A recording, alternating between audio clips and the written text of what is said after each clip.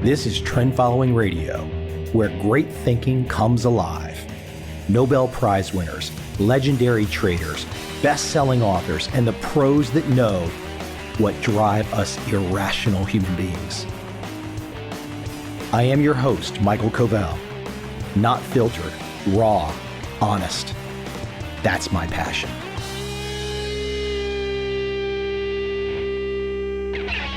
So unfortunate news to hear the professional basketball player Kobe Bryant pass away in an accident. I'm not going to attempt to do an obituary here. That is for other people to do, and they are doing it really well, and I have read many of them. I want to take something that Kobe Bryant did and contrast it with my world, my trend-following world. Now, I should say, going back in time as a Boston Celtics fan, I never liked Kobe Bryant.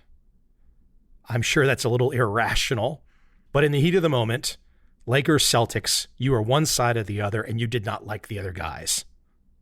Especially Kobe and Shaq playing the Celtics with Pierce and Garnett. I just hated the fact that that guy would make something happen every damn time they needed it. He was so clutch. But what I was perhaps not paying attention to as much were the misses. He missed a lot. He missed a lot of shots. A ton of shots. In fact, he missed more shots than any player ever, by a large number. Now, he played a long time, I think 19, 20 years, but still, to be known as the guy that missed the most shots, that's an interesting story. There's something to uncover there. And for those of you that have some trend-following understanding, you already know the connection. I don't have to tell you. I don't have to beat you over the head with it. But someone sent me an article titled, Kobe Bryant Missed More Shots Than Any Other Player, and That's What Made Him Great. Written by an author, Andy Bull. The subheading, a crucial part of Bryant's story, is upwards of 1,000 more missed shots than any other NBA player in history. Let me read a few excerpts from this article. Quote, what struck me reading about his career now wasn't how often Bryant succeeded, but how often he failed. That one stat really stood out from the rest. He missed more shots than any other player in history. 14,481 altogether, more than 1,000 up on the man in second place, the Boston Celtics' John Havlicek. Maybe if you know the sport better than I do, it makes more sense that a great player would get it so wrong so often. They asked Bryant how he felt about the record right after he broke it, when he missed a jump shot from 14 feet in the fourth quarter of a loss against the Memphis Grizzlies in 2014. He smiled and shrugged and told them, quote, well, I'm a shooting guard that's played for 19 years, end quote. Maybe all those misses were just a natural consequence of playing so long, or maybe there's something more to it. Continuing with the article, there's a famous story about a Lakers game against the Utah Jazz in May 1997, Game 5 of the second round of the playoffs. It was Bryant's rookie season. In the final seconds of regulation, he tried a mid-range jump shot to win the game, but got it so wrong he missed the rim entirely. In overtime, he tried a three-pointer from out on the left, but it fell short too. With 40 seconds left, he tried another from the top of the arc, and it fell short again. Then, with 4 seconds left, and the Jazz leading by 3, he did it again from the left. 4 air balls in 5 minutes. The Jazz won 96-93. When he landed back in Los Angeles, he spent the night practicing his shooting in the gym at Palisades High School. He was still at it when the sun came up. Years later, when they were writing up his legend, this would become one of the more important beats in the story. The Lakers' former general manager, Jerry West, called it his defining moment. Bryant said himself that it shaped him. Quote, it was an early turning point for me in being able to deal with adversity, deal with public scrutiny and self-doubt. I look back at it now with fond memories, but back then it was misery, end quote. Continuing with the article, if you follow sport, you know all about that sort of failure. And even if you didn't know this particular story, you know others just like it. I've told plenty of them myself. We spin legends around setbacks and handicaps, obstacles and injuries. Dave Chambliss, in an essay on the nature of excellence, writes, "Such stories are grist for the sports writer's mill. More than merely common, these stories are almost routine. It begins to seem that perhaps the crucial factor is not natural ability at all, but the willingness to overcome natural or unnatural disabilities of the sort most of us face." Continuing with the article, what seems startling about Bryant's relationship with failure, to my eyes, wasn't that he had another story about how it helped shape him, good as his one is, but that afterwards he carried on confronting it night after night, game after game, shooting and missing until he had shot and missed more often than any other man to ever play in the league. Somewhere along the way, he got so comfortable with the idea of failure that he was willing to encounter it repeatedly in every game he played. Zach Cram, another writer, put it this way: "That stat might seem like a strange choice to celebrate, but the very opportunity to shoot that often is a marker of dominance. The top 30 players in career misses are all current or future Hall of Famers." So much of Bryant's on-court legacy was tied into his irrepressible determination to compete and to score. Mike, interjection here, yes, against my Celtics, absolutely. Back to the article. He shot and he kept shooting. So that in his last game, when he scored 60 points, he missed his first 5 shots. Look at it like that, and failure isn't the alternative to success or something you risk by attempting it, but a prerequisite of achieving it at all. It's the embodiment of Wayne Gretzky, the famous hockey player, the Hall of Fame hockey player, one of the greatest hockey players ever. His famous line: "You miss 100% of the shots you don't take," end quote. And the last paragraph to the article: "We have this idea that failure is something to be overcome, something from which we always have to learn, but it's also something to be accepted. And Bryant's story of succeeding and succeeding and succeeding is simultaneously a story of failing and failing and failing. And there's something inspiring in that. Ever tried, ever failed, no matter."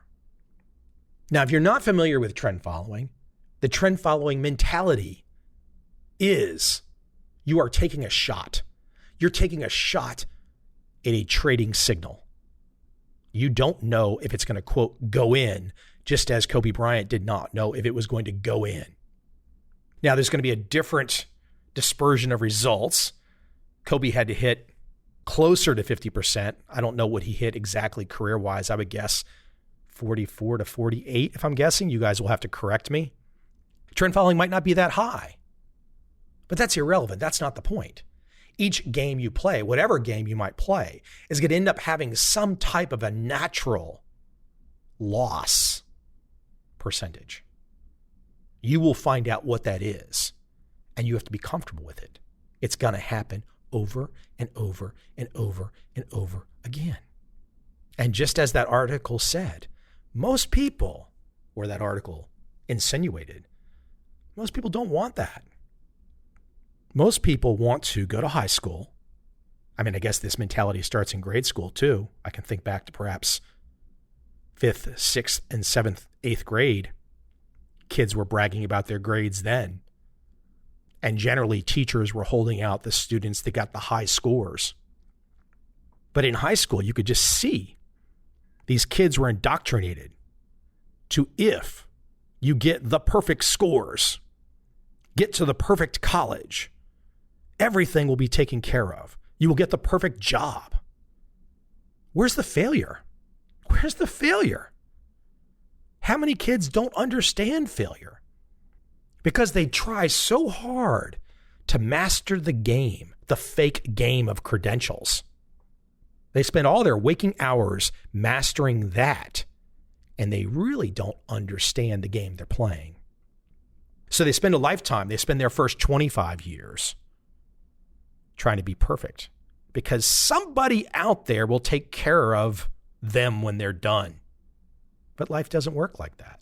Life is more like the Kobe mindset.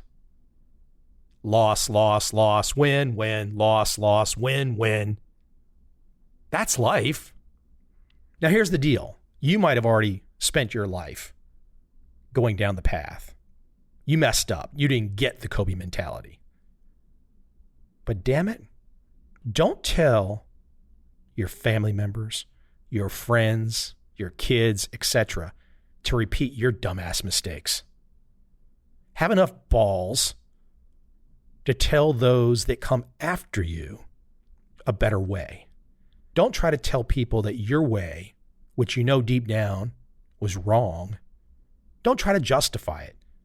Don't try to make kids live in your image if your image was kind of just trusting the system, not finding failure until perhaps the man took your job away. This is one of my favorite observations as I age, to watch people my age gaining on in years and not learning anything, seemingly motivated to repeat their parents' path. It's the most odd thing to me. We're in one of the greatest explosions of information ever seen. You can learn anything. You can figure out anything. All of the insight is available.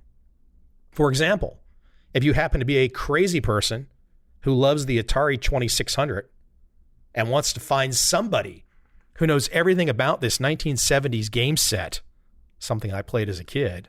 I don't currently have one now, but there are experts in this that know everything. If you want to look at your current MacBook in front of you or your current iPhone and you're curious about how it works, there is somebody on YouTube with a toolkit who has disassembled the entire damn thing to either repair it or show you how it works. I seriously doubt there's one college in America that pulls out an iPhone and disassembles it in the class. Seriously. Does anyone know of one? Tell me a college that takes an iPhone apart and puts all the pieces on the table. Fascinating. That's interesting. That's educational. That's not in college. That's not in the system. That's me finding somebody who passionately believes in what they're doing and wants to share it. And maybe that gets back to Kobe, the passion. That guy had a passion for basketball. That's what he wanted to do. That was his thing. But people with passion also know this loss mentality. We know that people are going to say no. We know people are not going to agree with us. Some clickbaiting troll posted something recently. Mike Covel's book sucks. Don't buy his books. And an associate of mine, a guy that I respect, who's been on this podcast, sent me an email and said, God, you must have pissed somebody off. I hope so. I hope I pissed somebody off. My books have been pissing off some contingent of the population since the first edition came out in 2004. Now, you know the best way to handle that today, though, when you get those kinds of people? Because if you do good work, you, whoever you are, if you do good work, you put your best into it, let the chips fall where they may. Now, if you get the trolls, if you get the haters, if you get the cranks, the losers, etc., that just want to bring you down, here's the number one tip. This is spot on, the best way to handle these people. Block them immediately. No forewarning, no debate. And sometimes I do debate with them. Maybe I shouldn't say debate. Sometimes I try to bring them over to a different perspective. Usually it never works. So the best technique, when you have the troll, the crank, the hater, etc., in your life, and they want to say something negative about you, about your work, your process, etc., block them immediately. Block them immediately. Don't give them a second chance, nothing. You don't know them. They're nobody. There's 7.5 billion people on this planet. Most of them are good people. The cranks that had a troubled childhood, who are now acting out in adulthood, block them. Let them go off in Never Never Land. There's just no time for that. Zero time for that. The most important thing to all of us that are trying to make something happen is to get back to our game of taking shots,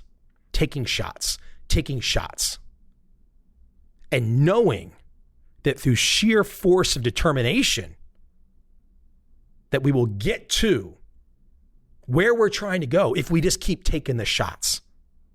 And when those shots don't go in and there's a little adversity, wipe it off the shoulder, skin off your back. Who cares? Get back in, Throw a punch, take a punch. Throw a punch, take a punch. That's the only way to win at life.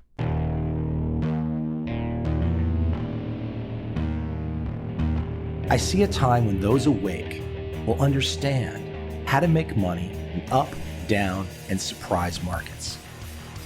Whether new trader or experienced, college student or financial advisor, protecting against a crash or just trying to make a lot of money, trend following offers everyone an answer in uncertain times.